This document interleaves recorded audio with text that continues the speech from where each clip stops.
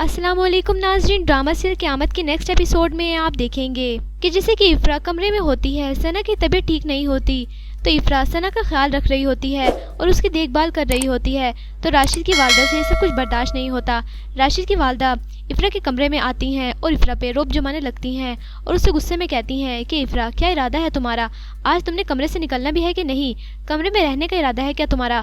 सारा दिन कमरे में ही रहोगी? जिसके बाद इफ़रा कहती है कि ताई अम्मी, सना की तबीयत ठीक नहीं है, इसलिए मैं सना के साथ हूँ और उसका ख्याल रख रही हूँ। उसके बाद राशिद की वालदा इफ़रा से कहती हैं कि तुम्हें तो बस बहाना चाहिए, सना का बहाना लेके तुम बस कमरे में रहना चाहती हो ताकि घर के काम काज से और खाने पकाने से तुम्हारी जान छुटी रहे।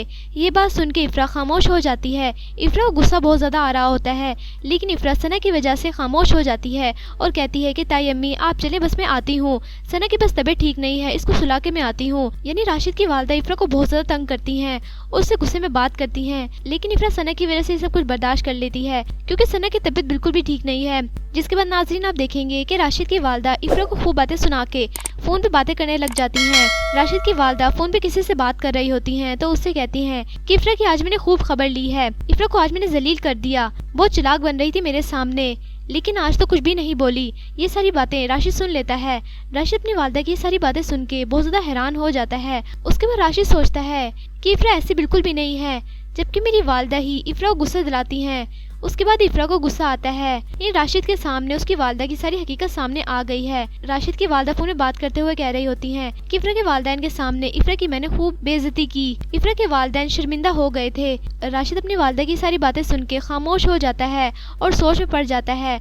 राशिद की वालदा फोन में बात करते हुए कह रही होती हैं कि मैंने काम वाले की भी छुट्टी करा दी है ताकि सारी घर की जिम्मेदारी उस इफ़रा को संभालनी पड़े। बड़े मजे से आराम करती रहती है सारा दिन। ये बातें सुन के राशिद बहुत ज्यादा गुस्से में हो जाता है। जिसके बाद नाज़रीन आप देखेंगे कि राशिद काम वाली के घर पे जाता है और काम वाली को लेके घर पे आ जाता है।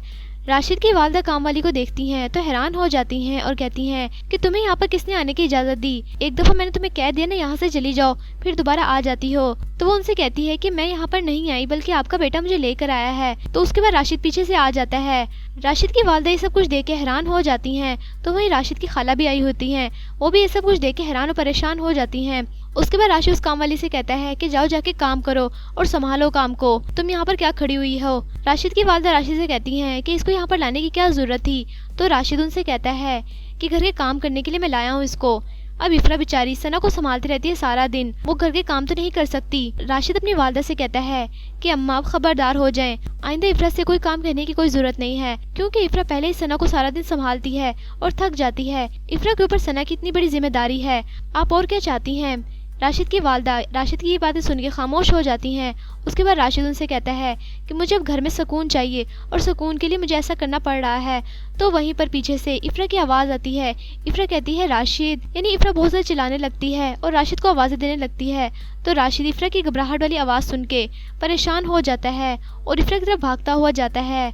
यानी ड्रामा से क़यामत के नेक्स्ट एपिसोड में आप देखेंगे कि सना बेड से नीचे गिर जाती है और उसको बहुत ज़्यादा चोट लग जाती है, जिसकी वजह से इफ़रा इतनी आवाज़ें दे रही थी राशिद को क्योंकि इफ़रा बहुत ज़्यादा घबरा जाती है। क्योंकि सना को चोट लगने की वजह से इफ़रा बहुत ज़्यादा घबरा जाती है। यानी ड्रामा से क़यामत की नेक्स्ट आने वाली एपिसोड काफ़ी इंटरेस्टिंग होने वाली है। वीडियो अच्छी लगी तो प्लीज़ लाइक करें और मेरा चैनल सुपर ड्रामा रिव्यू को आपने लाजमी सब्सक्राइब करना है और बेल आइकन को प्रेस करना है ताकि आपको हर नए आने वाले लेटेस्ट ड्रामे के रिव्यूज़ मिलते रहें। तब तक के लिए अल्लाह हाफिज़।